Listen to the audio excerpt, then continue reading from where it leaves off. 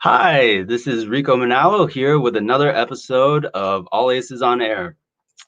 I am the Chief of Learner Success at All Aces Inc. And with our last All Aces on Air episode of the year, sharp-eyed audience members might have noticed that our logo on the title card has changed from our usual All Aces on Air logo, a variation of the one used for intentionallyact.com. While this is the last episode of All Aces on Air, the show and all of us will be returning in 2021 as Intentionally Act Live, as our team felt that to fully integrate these conversations into the work of All Aces, we need to intentionally rebrand the show to support the relaunch of our free online learning community, intentionallyact.com, which we're also launching on a new platform in 2021. As a fully integrated part of intentionallyact.com, we'll be more able than ever to connect you, our audience, to other opportunities for learning and also to concrete ways of applying what you learn, all while being able to interact with one another to foster the kinds of discussions that we feel are so central to the hard work of advancing racial equity. Today is a very special episode for yet another reason. While we're usually talking to amazing people about their work as it intersects with advancing racial equity, we thought that a fitting end to All Aces on Air would be to get all of the aces on air. We thought bringing all of you into our space to experience collective care in the way that we experience it would be a great way to have a discussion of what collective care is and why it's one of our core values. I'm here today with Jennifer Fortune, MPH, Taylor Andre, whom some of you will know as the host of Wake Up with Taylor Andre, John Monahan III, Stephen Walker, Madeline Chisholm, and as always, behind the scenes is Miles C. Green. Due to some unforeseen circumstances, Dr. Martin will actually be joining us a little bit later. To get things started, let me ask our team the question that we often ask each other, which is, how are you doing? For real, for real. I'd like to start off by having Jennifer go, if that's all right.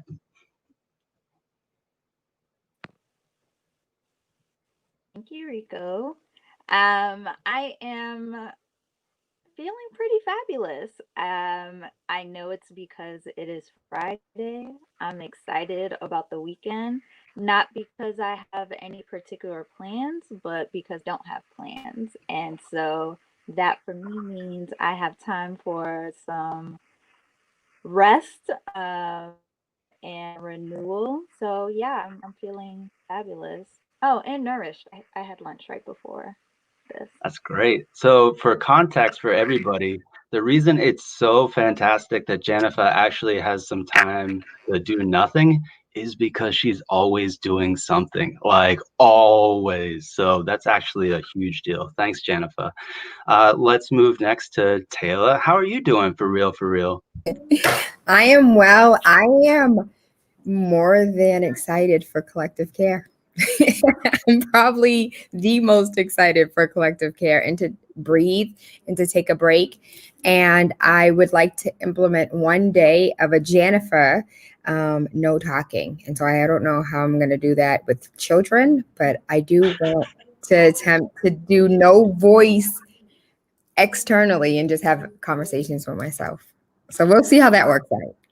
That sounds like an amazing experiment. So I hope you'll keep us updated so that we can share that out with everybody, because that sounds like it could be really cool.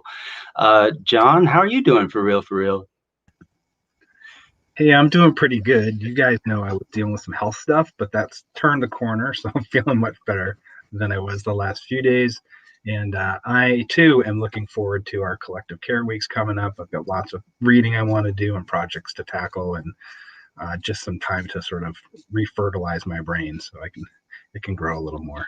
Nice. So are we to take it that your medication has finally arrived as it was supposed to? Yes, it has.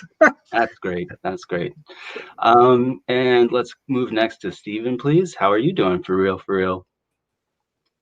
Thank you, Rico. Man, for real, I'm doing great right now. I feel great. I'm, as you guys know, I had a bout with COVID. That's it. That's behind me now. I'm back to my regular self. I literally cannot wait to go to the gym today. Like that's what I've been looking forward to all week. As y'all know, I like to work out. It's been a little over 2 weeks now, so it's like it's in the horizon. It's almost there. So very excited. And happy to be here. I was happy to see you guys' faces. It's fantastic. Glad to hear that, Stephen. Really glad that you're on the mend. And I got to say, that cardigan's looking sharp. Maddie, how are you doing for real, for real?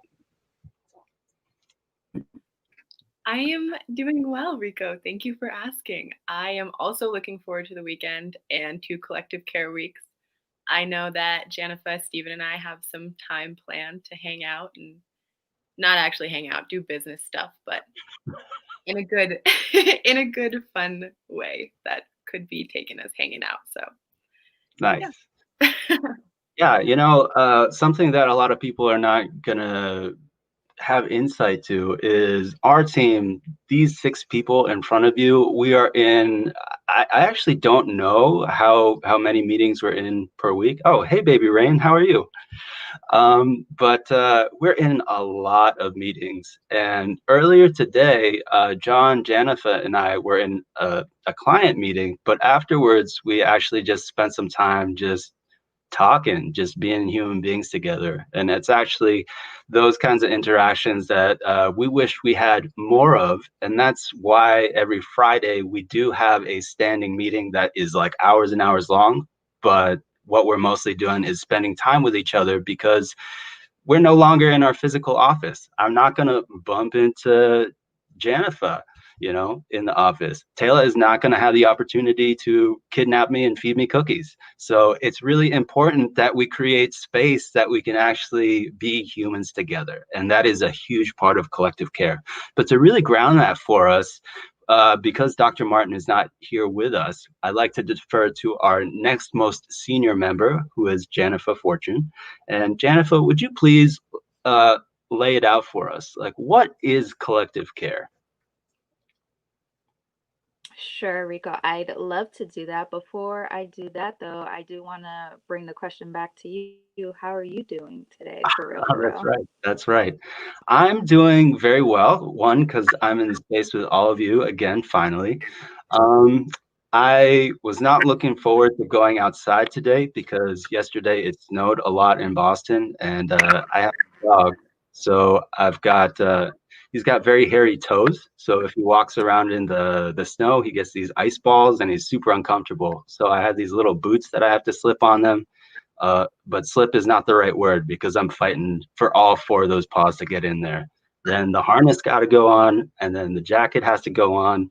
And I really wish that this invention that Taylor's been working on was available for dogs. I just realized I'm not sure if I'm supposed to talk about that, but We're working on the pet version, Rico. I got you. I got you. yes, because it's so hard to get any small creature into appropriately warm clothing. So that's my long version of saying I'm doing great right now. Thank you for asking. Lovely. So yes, for us, Team All Aces, we do not subscribe to the concept of self-care by itself. We believe in collective care, right? Which is our topic of today. And for us, collective care is about ensuring that we're able to take care of each other, create the space for people to take care of themselves, and of course, hold one another accountable to taking care of each other and themselves. So excited to get into it. What does this look like for us as a team in practice?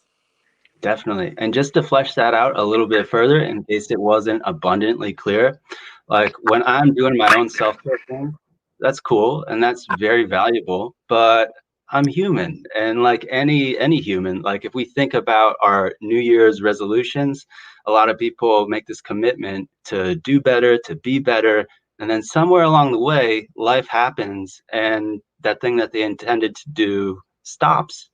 It's not because they're bad people or because they're lazy often. It's also because it's hard to hold yourself accountable. So the real power of collective care is that we're holding each other accountable, not even just for taking care of each other, but for taking care of yourself. So if somebody's like not taking great care of themselves, it is our responsibility as a collective, as a team to say, hey, you got to take better care of yourself so that you can take better care of me too, you know? And so to open up this discussion on what collective care looks like, here is our main question for today. And I'm gonna say this out slowly, and Miles, if you could write this out for the people in the comments section, that would be great too. How has collective care impacted your racial equity journey since joining Team All Aces?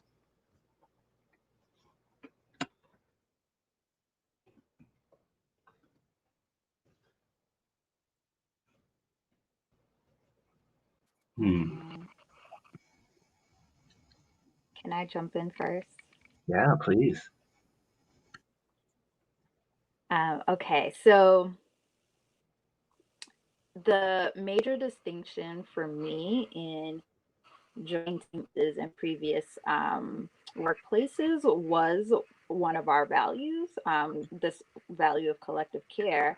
And that is because what I found is the piece of collective care that stood out to me was the intention to create space for people to take care of themselves and each other, right? The intention to create space.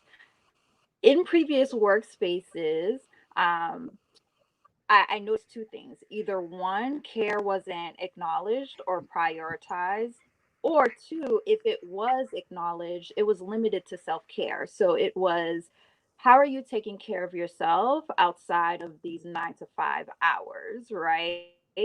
Versus in joining Team All Aces, it was recognition that I, Jennifer, am walking into a space as a whole human being, right? And so what are the structures that are in place to ensure that you could take care of yourself not only outside of your 9 to 5 hours or whatever hours you're working, but also what structures are in place to ensure that you could take care of your space during those 9 to 5 hours, right? In effort, to your point, Rico, in effort to ensure that you could take care of other folks and the community remains well. So yeah, for me, that that intentional creation of space, because it really gets at structure, it gets at um, the time we take to develop relationships, how we cultivate relationships, it gets at how we interact with one another. So all of that is what really stuck out to me in my transition from other workplaces to Team All Aces, and really clarified for me, like, okay, so when we say our work is about prioritizing people, we are talking about the whole person, not just the person that exists in our face 9 to 5. Yeah. So, Jennifer, in terms of like your personal racial equity journey, how are there instances that come to mind where on reflection perhaps you've been like, wow, I didn't even realize how much I needed to take care of myself until somebody on the team was like, listen, Jennifer, you gotta I'm holding you accountable for taking care of yourself right now. What's going on, you know? Yeah. So I'm thinking to my first year with the team, and every time I interacted with Dr. Martin, so anytime we had a meeting, anytime we had a brainstorming session, particularly in the early days when the work was really centered around building much of what exists today, right, in terms of our foundational work and approach, she was always asking me, well, what is it that you need? And how can I help? And I was just like, you asked me that yesterday. Why are you asking me again? Right. But it was her way of being intentional and reminding me that I want to ensure that you are taken care of. I want to ensure that there's space here that I am creating as the leader of this business to ensure that you can take care of yourself as well. Right. And so that constant reminder was completely different from what I've ever experienced in past workplaces, because again, like it was how are you taking care of yourself outside of these 9 to 5 hours. But she was so intentional about ensuring that I was cognizant of, okay, thank you, like I'm so happy that you're here and helping me build this thing, but also do you have everything that you need, right? Like are you aware that I'm here as a resource for you? And that's different, right? Particularly for me personally, as someone who is very independent and takes over the world in my attempt to be superwoman, right? Like it's always just like, what, how can I be of support? What should I be doing next? But yeah, just that intention, man, like that intention to really force me to pause. And although I was taken aback at first and was just like, why are you constantly asking me this question? It was helpful. Yeah, that's great. Thank you, Jennifer. I mean, as you were talking, it really made me think back to when I first came on the team. I can't remember what I was doing, but I got so wrapped up in doing something that I didn't even notice how locked in I'd been until Dr. Martin kind of nudged me, like physically. And what she said to me was, I haven't seen you eat anything all day, young man. And that startled me because I was like, what? My boss is forcing me to eat lunch right now? And not only that, but she basically made lunch for me and then gave me a bunch of chips and stuff. And that I just didn't even know what to do with that at first because it never happened before. And now I really kind of am noticing that there are a lot of behaviors that I do that I'm just not aware of, but definitely impact my ability to function as a member of this team. And so it's so valuable to have other people looking out for me because, like yourself, Jennifer, I've been working so independently for so long that it's hard to get out of that mentality. And it felt weird to do that. But now that I'm more comfortable in this space, like I don't know that I can cram myself back into doing things the way that I used to. And I think that's a beautiful thing in many regards. I don't know if anybody else on the team would like to jump in with their own stories. Sure. Janif was actually instrumental in my enhancing my own racial equity journey in the way that she talked about collective care. I always thought of racial equity as me trying to help change people's mindsets outside of our organization. And what I realized in talking to Janifa is it's in that caring, learning, and growing our relationships together that we, in that interdependence with one another, we're growing our own ability to expand our circle as a group, as a team, and so it really changed the way that I view the work that we do. It's less about convincing others, and it's more about growing our influence through our relationships, nurturing our relationships with one another. Thanks for that, John. Taylor, it looks like you might have wanted to jump in. Yes, I absolutely, because I have story after story after story when it comes to what collective care looks like at All Aces. Being a mom of 3 and having every ball in the air being juggled, typically in workspaces, it's just like, how do I do this thing while being a parent? And it's like, well, if you need to be a parent, then go be a parent, and let's circle back to this work at a later date. And tell me what boss on earth tells you to take the time off that you need to either take care of yourself, to take care of your family, to take care of, outside of work issues. And then, when you come back, to be able to have your whole mind and your, just intentionally go take care of that, because even if you stay here and do the work, your mind's not going to be 100% on it. And there was a time that I was not feeling well. And she was just like, okay, well, I'm going to have somebody drop off some soup to you. And I was just like, whose boss is about to do that? Because you're about to pay for the soup, pay for somebody to drop off the soup, and then call and check on me and make sure I have the soup. So it just, I like Rico, I cannot see myself working anywhere else that does not honor the values that we currently have. And could you imagine what that would look like collectively? It's like being an employee out of the country and getting 6 months of maternity leave and then come to the United States like, hold on, I don't have maternity leave? Like, I want to go back home.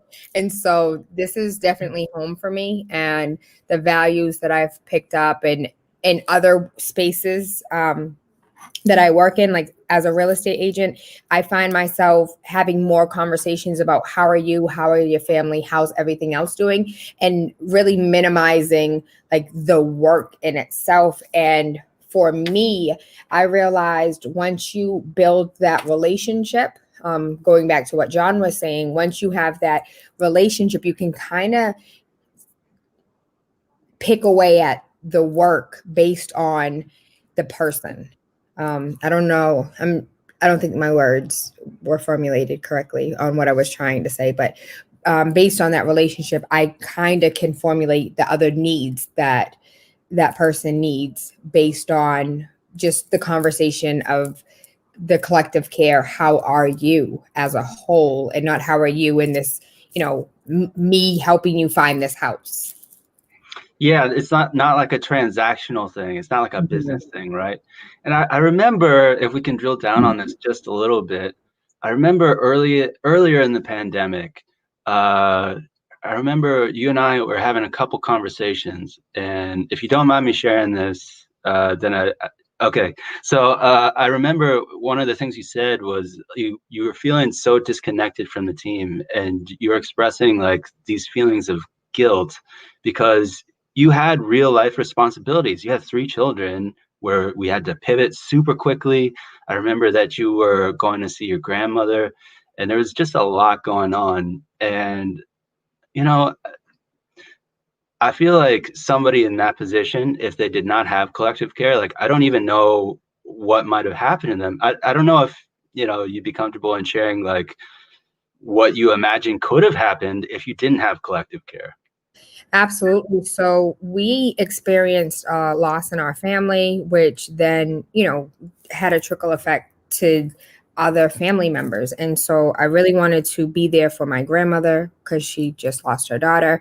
And I was gone for 3 weeks. And though we were remote, I was gone mentally as well. So I was not engaged in a lot of the activities that we were doing. I was disengaged as far as work was concerned. Stephen, thank you, picked up a lot of the slack, a lot of the balls that I dropped.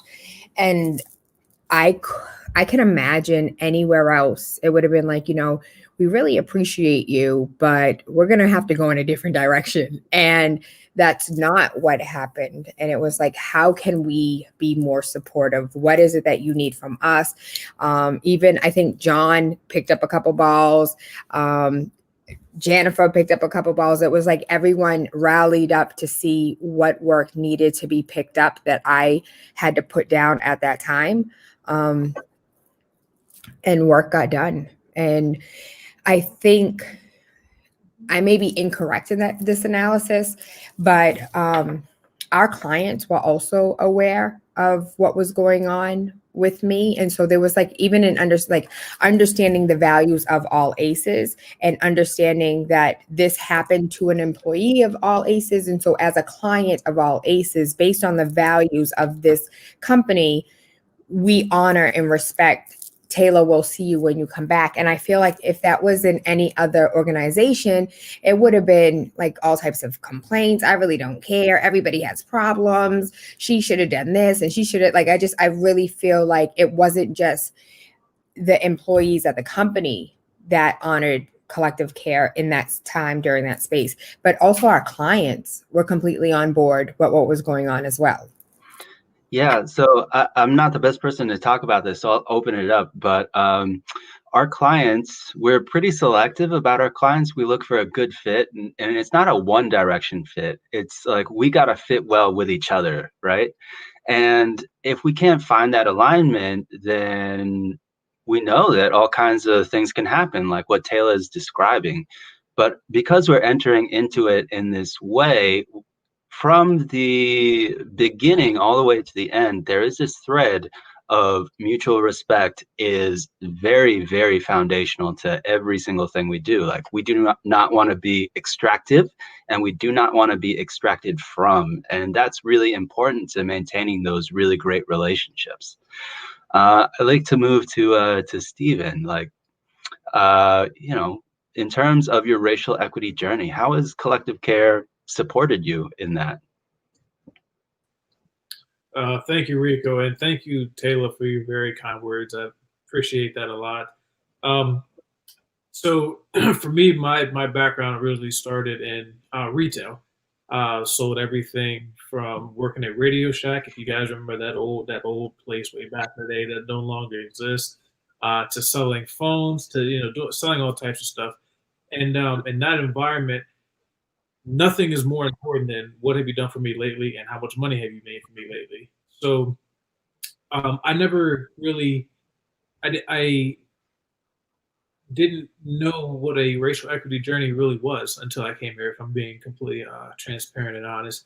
And being a Black male in today's society, showing signs of like, man, I might not be okay, or signs of quote unquote weakness is kind of frowned upon. So coming here and having Collective Care the first time, so I've been here almost a year, be a year in February. And then when I first came on was right at the tail end of Collective Care. And I was like, what is this? I don't understand the point of this. And now coming full circle and having to realize, like, when stuff happens, I no longer have to keep it to myself and just sit at the computer and type away and talk to clients all day. Like, I can say, I got some stuff going on. I had some stuff going on when I first, came on board with trying to pick myself back up, get on my feet again, to finding my own place, and so much other stuff. And anywhere else, to Taylor's point, she said before, it wouldn't have mattered. And like, okay, well, I know you got stuff going on outside, but you also need to help us make money, because making money is how we keep you here and how we support you. And I never had that feeling. And being here, it was always take care of you so you can help take care of us. And that is something that is, I think, unique to All Aces. But I also believe that it shouldn't be. I think that employees everywhere would feel a lot more value, and they would work that much harder if Collective Care was something that everybody was able to practice. But you also have to be taught what it is as well. So that's an important point, Stephen. And I wonder if you'd be willing to open that up a little bit, because like learning anything new is hard, and learning, this racial equity, it's a hard path to walk. And so I don't know if you'd be comfortable in talking about some of the difficulties that you've observed along your way. Oh yeah, well, comfortable talking, absolutely. Have at it. So difficult. So just for clarity's sake, when you say difficult, you're talking about my own personal difficulties, or just? Yeah, you can go specific, you can go general. I think that our audience might kind of be trying to imagine right now, like, yeah, okay, Collective Care, it sounds interesting, but like, what can I expect along the way? Because we know that learning is not a comfortable experience, right? Absolutely. So I, to give you kind of a background of where I came from, just over a year ago, I was working in New York. My contract ended, and I ended up coming back home to Pennsylvania, which is where I am now. And it was hard trying to find a job. Because coming from being in the environment that I was before, where I got to meet amazing people. Actually, that's where I met John Monahan from the company. They brought him on to do some projects with as well. That's actually how I met Dr. Martin. And coming in that environment, to meeting amazing people who have these amazing stories and are beneficial in my own personal growth, to coming back home and trying to find something like that, which around here there wasn't anything. I'm just gonna be honest. So I ended up working at a local gym. Getting up at the ungodly hour of 3 o'clock in the morning to be there at 4. to watch people work out. Like I work out myself. I don't want to watch other people work out. You know what I mean? And it was a very low point in my life. And I was just like, you know, I'm better than this. Not that there's anything wrong with working at the gym, but I have my own measures of success, and I wasn't reaching them in any way, shape, or form. And I remember one day I was at the front desk and I was thinking, you know, I have to jump out of the frying pan into the fire. So I need to do something different. So I left that job with no job, which is absolutely, it's crazy, right? I was 28 years old at the time. You don't leave a job with no job. I have two kids, you know, they need, you know, they need taking care of and everything else. And I was like, you know what, I'm just gonna see what happens. So, you know, I reached out to Dr. Martin on LinkedIn. We connected, and she was like, you know, I'm gonna take care of you. And I was like, okay, like that sounds good, but what does that mean? And fast forward, and she ended up giving me a position here. And one of the first things that she was always intentionally about asking me was, what do you need help on? What do you need to be successful? And I always gave just the status quo, like, oh no, you know, I'm good. Like, you know, and she never, not once let it slide. She always would come back. She's like, no, what is it that you need? How can I help you in your personal life? How can I help you in your professional development? And I'm just like, okay, well, at some point, you just got to be honest because she's going to keep asking. So, you know, I had to be more open with her, which in turn forced me to be open with myself, which is something else that I think a lot of people sometimes can be uncomfortable with. Mm-hmm. Because the honest truth is uncomfortable. And, you know, as human beings, we don't like being uncomfortable. But in order to have any type of growth, anything like that, you have to, you know, change is uncomfortable, and you have to be willing to accept it. Now, if I can drill down a little bit deeper, and thank you, Stephen, that was great. But this was, as you alluded to, this was a learning process for all of us. This was not just between you and Dr. Martin. This was like everybody had to be involved. And you know, everybody, please yell at me if I'm wrong, but collectively, the first time around with Stephen, we did not do a great job. One reason being, that's when COVID hit, right? Like we got upended twice. And so it took some time to figure all that out. But the fact that we're all sitting here today and can talk about it, I think that's a real testament, because in many other organizations, that's it, right? Like, thank you for your time, best wishes, et cetera, et cetera. And if we had to go back to our values, as we always do, if we're practicing what we preach, we gotta get in there and we gotta do the hard work. We gotta do the unglamorous work if we want to make anything work, right? I thought I was gonna be fired like twice because the position that I originally applied for, I failed. Like, it was terrible, and I literally was driving home the one day because Dr. Martin, she was like, "Hey, we need to have a conversation," and I was like, "Oh no." Scared to death, but I'm still here. Thanks to, you know, our values. Can I jump in really quickly, because there's been about 15 times I thought I was going to be fired. And this is real life. When you're in any organization and you don't do a thing, or you do a thing incorrectly, it's like, how dare you? How could you? You know, you're making us look bad. I had a typo on an email. I was like, that's it. I'm fired. Like, that's the worst email that I could have written. And it was just like, you know, I owned my mistake, and it was just like, I have to be clear. Like, I sent an email. It didn't come off the right way. And it was just like, well, did you apologize? And I was like, yes. Okay, well, we all make mistakes. I was like, but I was frustrated. Oh, okay.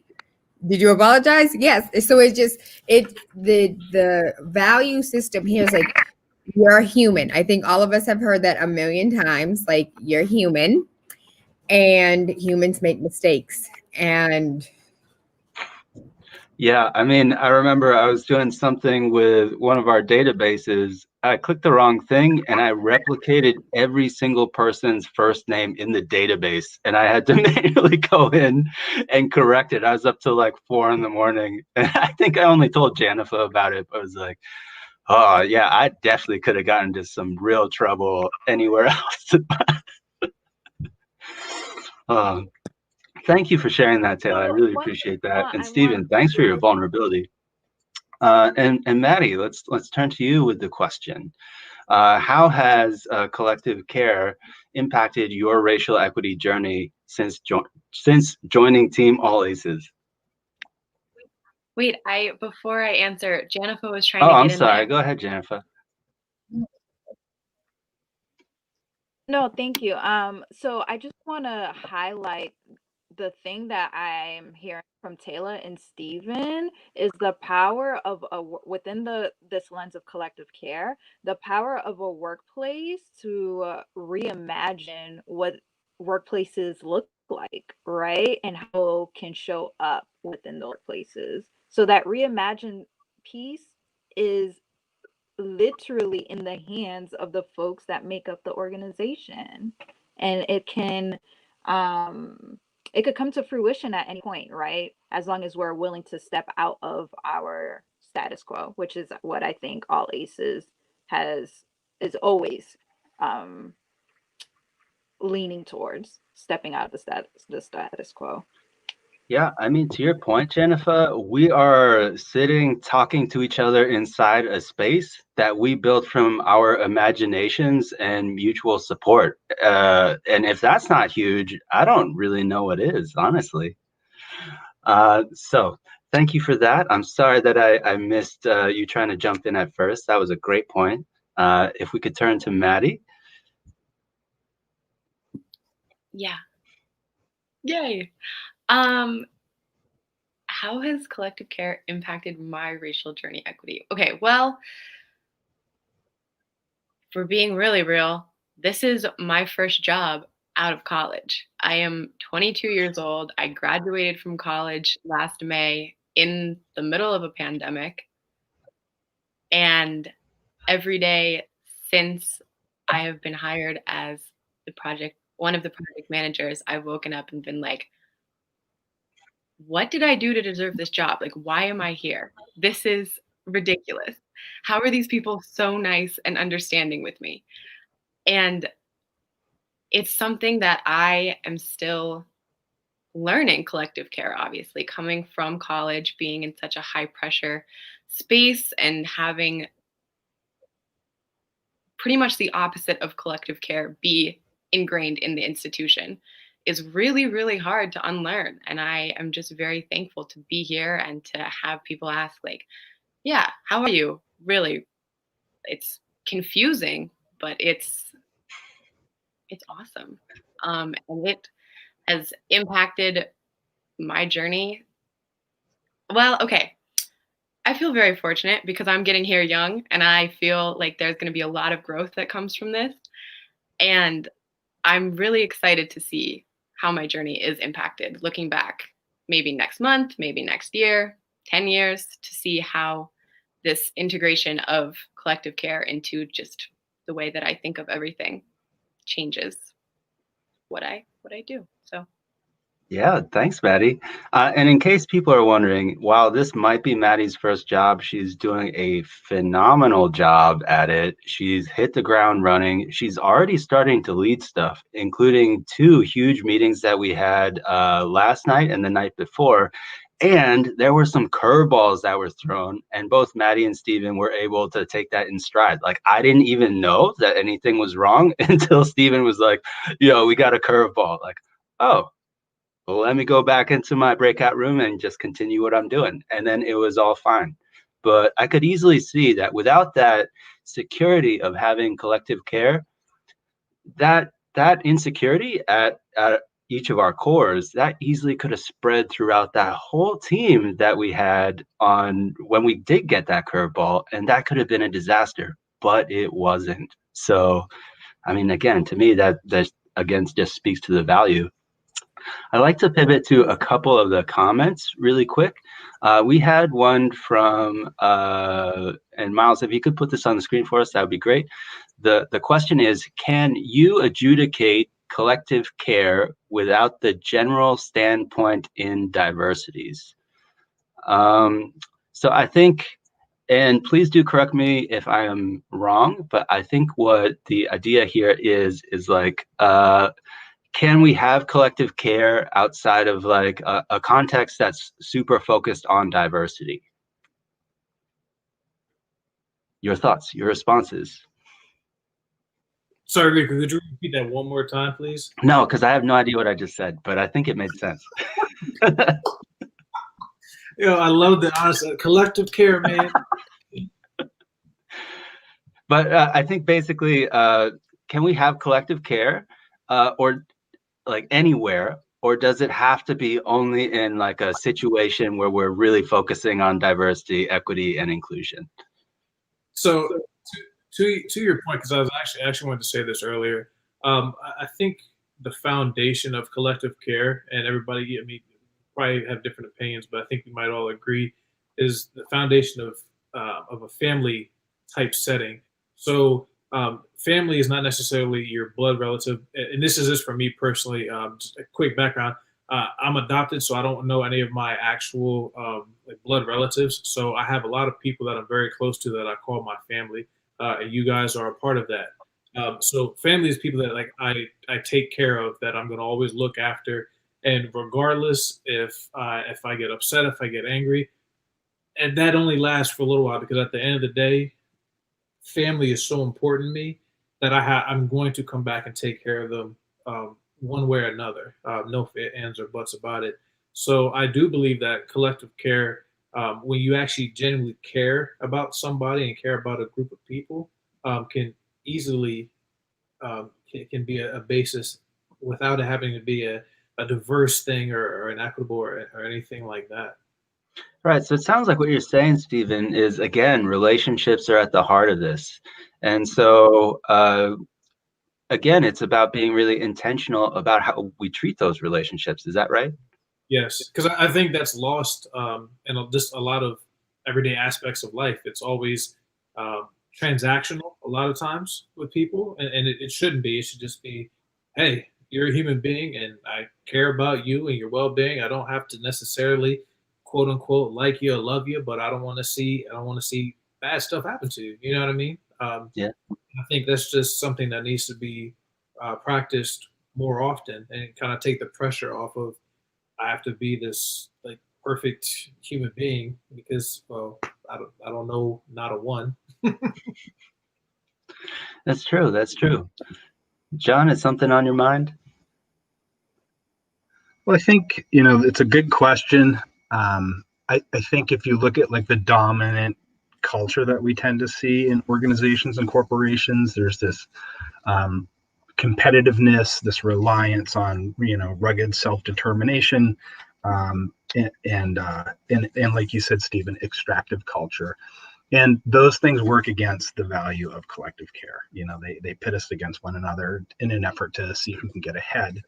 And to what collective care has done in many ways is it's what allowed us to fix the problem without you knowing we had a problem the other day. It's our ability to be honest with one another without that fear of excuse me, I'm tripping on my words. Repercussion. That's the word I want. Repercussion. So, and that is a major issue with many organizations. Like, I don't want to admit this thing went wrong, because then I'll get in trouble. I'll get fired. I'll have punitive action against me. And we recognize the humanity in one another, and that mistakes are mistakes. And that allows us during difficult times to say, hey, this thing is up, and to work together as a team based on these relationships built in trust to resolve our problems and to fix them and move forward. It actually benefits us. I don't know if that answered the question about diversity, but I think the diversity piece isn't necessarily the dominant culture, and I think that if we're heading in that direction, we can start to change things. And that's why building and growing our relationships and our influence is so important. I mean, one situation that comes to mind, John and Stephen, if you don't mind me sharing this, but Stephen was having a hard time. Stephen has had a hard year, actually. Like, if we're thinking about it, if we're being really honest, Stephen's had a hard year. But he's still smiling. But there was something that was affecting something to do with his kids. And once that became apparent, I saw John jump up. I saw Dr. Martin jump up. And it was not about diversity. It was about being a parent, taking care of yourself so you can take care of your kids. John, you brought in your healthy manhood lens, which I think, I can't recall if you said something about that at the top, but that is a primary lens that John looks through. And I don't know if you want to talk about that in relation to the situation I'm referencing right now, but it might be good to give people a more concrete idea of like, this is not just a DEI thing. Sure. So, yeah, the healthy manhood stuff is a way to get away from that dominant story of all the things that holding in your feelings and not asking for help when you need it. I'll just tough it out and not go to the doctor and have a heart attack, or all these bad decisions men tend to make because we're trying to be big tough guys, and that and end up harming us. And really, in our little folks, what we find is that growing up in that environment, that's where we see people have depression, suicide, drug, substance abuse, and all that. And so it's really important to tell counter stories to that dominant story, and so when Stephen needed some help, I was thrilled that he said something and that he was willing to open up and share what it was he needed help with, and that we could have that relationship instead of just saying, no, I'm fine, I'll rub some dirt in it and put duct tape on it. That doesn't really work anymore. So so it was that lens that I see a lot of stuff through, and in my relationships with especially the men or male identified people in my life. But the women are awesome because they're really good at being vulnerable most of the time. So I mean, I was kind of sitting on the sidelines, but I saw a couple amazing things happen there. So I saw you and Dr. Martin jumping into action, and I saw Stephen jumping into action too, because he was about to kind of be like, no, I'm fine. Nothing's really bothering me, because that's the automatic or learned response. But that's not what Stephen did. And there was a moment where you could see he overcame it. And it was like the ice just kind of unfroze and it all started flowing from there. So, I was really honored to have been there to see that. I think for me, no, collective care doesn't have to be in a DEI context. If anything, it kind of leads us to thinking about DEI like a lot more concretely, because if I'm holding other people accountable, I'm recognizing explicitly that they're different than myself. They have different needs, right? And that equity piece is like, I'm not coming into collective care from a higher position. We're coming in as equals, as peers, as people who are on the same playing field. And then that inclusion part is, yeah, you can go and be by yourself and get yourself all messed up, but that's not what's going to happen. You're going to come back in here with your people, and we're going to relate to you until we figure out what's going on. I don't know if that's how other people are thinking about it, but that's where I'm at. Let's see. Does anybody else have any kind of concrete examples that they're thinking of, or things that they would just like to say or dip into? Yes, I would. In regards to the comment, I don't think anything that we really said had anything to do with race. I don't think what Stephen had to say about his experience really had anything to do with race. I know nothing I said really had anything to do with race. I think it's more so understanding the humanity in individuals and taking it from a humanity point of view and not of a racial equity lens. I think overall, because the work that we do and the work that we engage in is racial equity, that's why it's important to make reference to it. But our values aren't about being black, white, or purple. It's about seeing humans as humans and understanding how humans relate to themselves and to others. Which, if I can take 5 seconds, if I have learned anything within the year of working with All Aces, it is that we as humans act like humans. And it sounds, excuse me, that sounds really weird. Like, what do you mean? But we have been so robotic in society that we forget that we really are humans with human problems, with human mentalities, with human behaviors and habits. And a lot of the things that we do, whether it's centered around racial equity or inequity, it's because of human traits. And so for me, that's the number one thing that I've learned from being a part of Team All Aces is that person did that thing not because of you. So don't take it personally. They're a human, and whatever they're humanly dealing with, it just, splashed on you. I'm kind of laughing because the way that my mother tells me to think about this is like, she's been in the car when somebody's cut me off and I'm like raging, and her comment is always, what if that person just really has to poop? Like, okay, thanks, Mom. So the idea of that splashing on me is not super great, but I get where you're going. All right, let's see. We've got a couple things in the comments. Let's look through these real quick. We have one to kind of return to this. Miles, could you show this comment that I'm about to read out? It says, self-care are guilt trips driven by capitalism and whiteness. Collective care holds systems accountable for our well-being. I don't need a manicure, I need a living wage. I think that these examples are so great. So thank you, Isabel.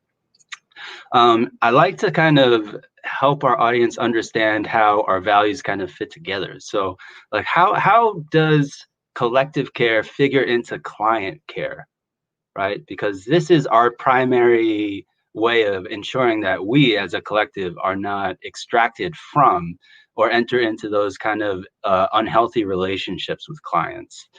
So I'd really like to hear from those who deal with, I was about to say people who mostly do the client side, but I realize that's actually everybody except for me and Miles.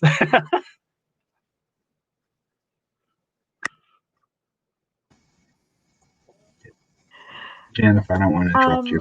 Rico, before we go into client care, can I actually add something to that self-care comment? So one thing that is critical about our lens on collective care is that we're supporting people in the ways that are most helpful to them, right? We're supporting people in the ways that they have defined as necessary or helpful for them, right? And self-care to me is the same thing. I am delving into practices that I have defined for myself as helpful for me, right? And so there may be things that I do that are anchored in ideas of whiteness, as pointed out in the comment. But what's critical here is, am I adopting this practice, or am I delving into this because it is helpful for me, or am I delving into this practice because it is what is dominant in the culture, right? So I think we need to be careful in framing self-care through this lens of it being something that is only self-indulgent, right? When in fact it may be, in the words of Audre Lorde, a form of self-preservation, right? So for me, a self-care practice that Taylor mentioned earlier is having moments of silence, or days I try of silence, right? Because I really feel nourished after I've had some extended amount of time of just reflecting to myself and writing in silence and not really interacting with folks in the ways that I love, but not interacting with folks during a time where I really just want to turn inward, right? So yeah, I just want to be careful in how we're framing things, because definition really comes down to us, right? Are we adopting something without having defined it for ourselves? And are we adopting something because it is common amongst dominant culture? Yeah, thank you for that, Jennifer. I wasn't quite looking at the time when I mentioned we should tie this to client care. I see that we've got about 5 minutes left, so maybe that's something that we could talk about another time. But I do want to make it really, really clear to everybody watching that you are going to see all of these other faces again in 2021.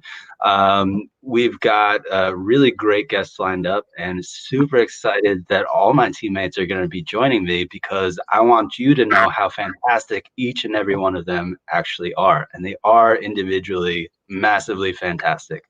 On that note, who would like to land this plane intentionally on hope, preferably?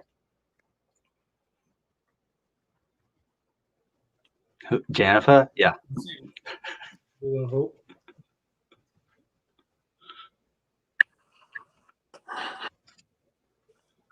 Wow. Let's see. Let's see. I mean, I think the only way to land is how we started.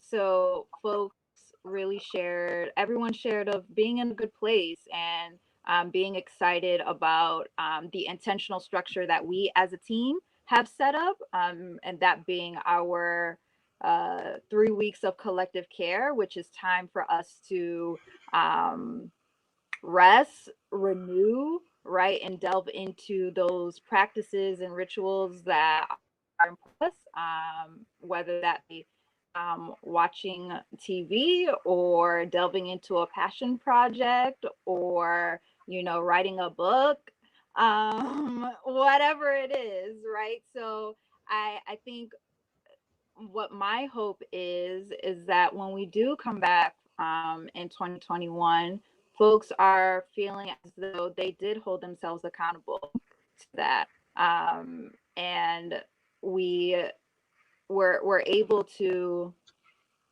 hit the ground, not running, but hit the ground intentionally for 2021. So I'm excited. I know the rest of the team is excited about changes, and new things that we have coming for 2021, for the general public and for us as a team internally. I'm so happy that we got this hour together before the holidays. So thank you, everyone. Yeah, thank you. Any other final thoughts from anybody else on the team? Sure, I'll go. I always got stuff to say. There's nothing. Of course. I just want to say thank you to everybody that's watching, whether it's live or if they're going to watch. I just hope that you all get the chance to take the time to be intentional with the time that you have off. Enjoy time with your families. Enjoy time with people that are close to you. People are important. I think sometimes we lose the value in just being around people that genuinely care about your well-being. So if you have the opportunity, take advantage of it. And also to take advantage of taking time for yourself, because sometimes you just gotta be by yourself. There's nothing wrong with that. It's true. Holidays, everybody. Thanks, Stephen. That's great. The last couple things that I'd like to say before we go, if you are kind of struggling still to figure out how you can link up with other people to get some collective care yourself, I would really encourage everybody to join intentionallyact.com, where you will see a lot more of us in 2021. And also, as Taylor reminded us last time, we should also be very intentional about asking you to like and share our content if in fact you did. So I hope so. It's been an absolute pleasure being up here with my work family, because that rarely ever happens. And very, very much, I hope that everybody is happy, safe, and that they can have a wonderful Christmas season.